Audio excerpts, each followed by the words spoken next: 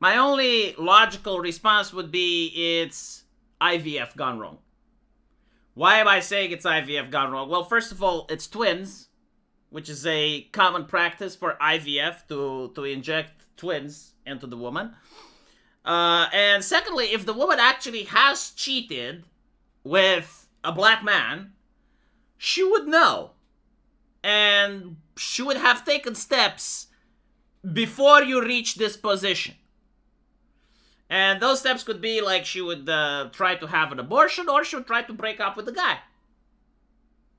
Again, like women, I know it's shocking, but they are rational actors, right? Especially if you're a Christian and you believe that God made us in his image, capable of ration, empathy, and compassion, right? You would assume that, like, well, women, just like you and I, understand reality, understand complex issues. Like, even if they cheat, right? Like, even if they given to their impulses, that they're still rational and they still understand, okay, I had sex with a black man, which means I can have a black kid, but my boyfriend is white, and if I actually end up in the situation when I'm giving birth and the kid is black and he sees it, and so like a woman that actually knows she's cheating would do everything possible to avoid this particular situation. Like, I'm not saying that women wouldn't cheat or that, you know, this type of thing wouldn't happen. But what I am saying is that if it does happen, the woman is the one aware, and she would, you know, like a criminal, do everything possible not to get caught. And so it's actually less likely that this is her just having an affair, right? It's more likely that it's IVF gone wrong. And what is IVF? Well, IVF is when you have a couple that can't give birth. And it's usually because the man doesn't have good swimmers. So the doctor uses a microscope after the man ejaculates in a cup and finds a swimmer that's not retarded and selects that and puts it in an egg and then impregnates the woman. Now, what does it mean for IVF to go wrong? Well, there's two things that have happened in the past and can still happen today. One of it is the doctor himself using his own sperm. Now, why would the doctor do that? Because his sperm, if it's fertile, it has a much higher chance of getting a good pregnancy. So, from his professional career, well, he is the doctor that has like a success rate of 80 or 90%. And so other women, you know, they look at the failure rate for different clinics, and they see one clinic 50% success rate, another clinic 40% rate, and then they see this doctor 90% rate, right? And so like he's going to get more patients if he uses his own sperm. And this actually happened in India. It has happened in some places in the US in the past. There's Netflix documentary talking about it. It's extremely unlikely for it to happen now because now there's regulations and there's actually laws against it. Back then, there weren't that many laws because what the doctor committed was fraud. It wasn't rape. Like the way India described rape and the way other nations described it, like it required sexual penetration and some intercourse. But this is like a hospital environment where the woman like consents to the impregnation and everything. It's not the sperm of her husband, right? So from a legal standpoint, they didn't have the laws to actually crack down on these doctors. They did lose their medical licenses. They were facing civil court, and they were facing fraud, but they weren't facing the charge of rape. However, nowadays, you know, like society understands what's happening. Like there's rules and regulations that would prevent it from taking place because it requires more bureaucracy, witnesses, so on and so forth. Like a doctor can't do that. But what it can happen is what can happen in every medical laboratory. You know, like if the patients aren't careful, if the staff isn't careful, they can actually get the sperm mixed up. And so you have like the test tube or the cup from the guy, right? And the cup from another patient. And by some sheer of dumb luck, which can happen if you work with like tens of thousands of different cups, like at some point, a nurse or someone can mix one up.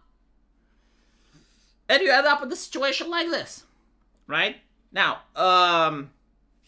the other question was, what would the man do? And you end up in a situation like this, with a bleh, bleh. Now, what's another interesting question, and this is the one that genuinely gets people road raging on social media, is whether or not you would stay with the woman if this happens.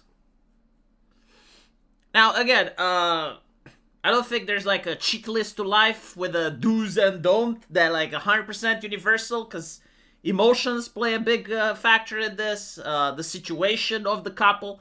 So I can only speak for myself. If I'm placed in a situation where the wife comes up with like 2 black babies, and you get like all these explanations of IVF swaps or black albinos or whatever. If they're not mine, they're not mine. Like I'm not staying with them. I don't fucking care. Like, to me, legacy is important. My genetics, that's what matters. And so, if it's a mix-up, if it's a misunderstanding, sue the hospital, put them up for adoption. I don't care. I'm not the type that will be like, oh yeah, well, I'm going to now sacrifice more than 20 years of my life in order to take care for someone else's kids. Right? So, no. The wife would either have to fully support me and be like, yeah, we're not keeping them. And so my significant other would be placed in a situation where she would have to choose between fully backing me and feeling the exact same way. It's like, okay, we're putting them up for adoption. We're fighting a way out of this because they're not our kids. Or, if she wants to keep them, that's great, but she can't keep me. Because I need to get my kids going, Like, I would have to put another coin in the dispenser. Like, I'm sorry, I want children, I want a legacy. And so that's what I would do. Again, I don't expect anyone else necessarily to follow me, and I notice a lot of women get very upset when they hear this take. But it's interestingly that if you spin the table and you say, okay, well, how would you feel if you go to a clinic and you find out that it's his kids but not yours? And all of a sudden, like, you notice how the women short circuit, and they're like, oh, empathy. Okay, I kind of see now. It's interesting. Again, like, if you go into the comment section, you'll notice that. But what if they're yours? Right? Now, again, if this is the situation, like, you're getting children that don't look like you, and you're told it's like, okay, well, there's this genetic condition. I'm like, okay, let's do paternity tests. And I would probably do like 3 paternity tests from different places, just to make sure that all of them have the same result, right? Different clinics, different places. Like, I want to be there at every single step of the way. If the woman doesn't understand that, if at any point she refuses, or, she acts insulted or whatever, like, that's it. It's almost the same like if the paternity test came negative. But if all of them, like, do come positive and they are my children, and there is, like, a genetic condition that caused this, well, then I'll have to stay. I'll have to take responsibility. Even if they don't look like me, I'll be like, well, it is what it is. These are the facts. Facts don't care about feelings. In reality, I don't think, like, any man should be pressured into staying or leaving. These are personal decisions that have to be made. And more importantly, no man should feel obligated to raise another man's children regardless of the situation. You're talking about decades of a person's life when they can still have children, when they can still experience the joy of being a father. Years that would be robbed from them. And so no matter how much women nag or freak out or demand that, no. By the way, doesn't matter what the law says, doesn't matter anything else, right? Like, every single man has the right to choose not to raise someone else's children, just like every man has the right to choose to do that. Because take into account, there are a lot of delinquents in society that grow delinquents specifically because they don't have a father. And so if a man wants to volunteer to make sure that there's going to be less delinquents in society, why should I be against that? There's going to be less delinquents on my street, right? Like, I'm not the one that does it. But, like, if someone else wants to be the champion and take one for society, good. It's his decision. It's his life. Not to mention, like, it's probably better than a guy remaining single his entire life and not having kids versus a guy that manages to find happiness, even though, like, raising someone else's kids comes with various complications, and the chance of, the woman leaving, because if she already left the man, why would she leave a second? I'm not encouraging it, but like if someone wants to take one for the team, let him take one for the team. So that's my take. Let me know what you guys think. And as usual, I will see you in the comment section. Take care.